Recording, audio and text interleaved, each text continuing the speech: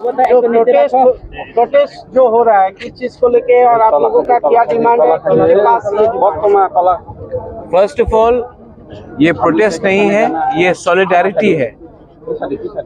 हमारे बांग्लादेश में माइनॉरिटीज हिंदू बंगाली हो, क्रिश्चियंस हो, हमारे बुद्धिस्ट हो,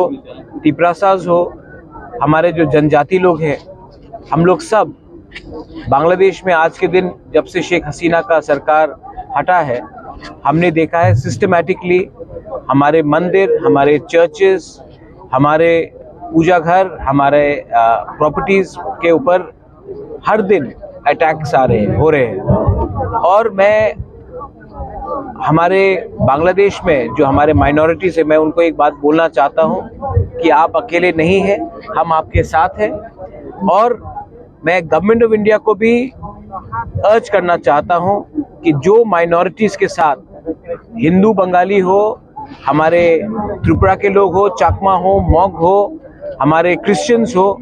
उन सब का जो उनके ऊपर जो अत्याचार हो रहा है, उनका प्रॉपर्टी जलाया जा रहा है, उनके महिला को उठाया जा रहा है, ये सब गवर्नमेंट ऑफ इंडिया को इंटरनेशनल स्टेज में ले जाकर, यूनाइटेड नेशन में ले जाकर बांग्लादेश को एक्सपोज करना चाहिए और उनके ऊपर प्रेशर डालना चाहिए, क्योंकि वो अपने देश में अपने माइनॉरिटीज़ को रक्षा नहीं दे पा रहे हैं। ये पहली बार नहीं हुआ है, ये 1940 में हुआ जब इंडिया का विभाजन हो रहा था, 50s में हुआ, 60s में हुआ, 70s में हुआ, 80s में हुआ, 90s में हुआ, कुमिल्ला में हुआ, नोआखाली में हुआ, ब्राह्मणबाड़ी में हुआ, कप्ताई में हुआ, खागड़ाछड़ी में हुआ। हर 10 साल हम देखते हैं कि माइनॉरिटीज़ को टारगेट किया जाता है पॉलिटिकल, सिस्टमैटिकली पॉलिटिकल प्रेशर डालकर, लेकिन असली उनका मकसद है कि हमारे लोगों का प्रॉपर्टीज छीना जाए, हमें अपने ही ज़मीन से बाहर कर दिया जाए।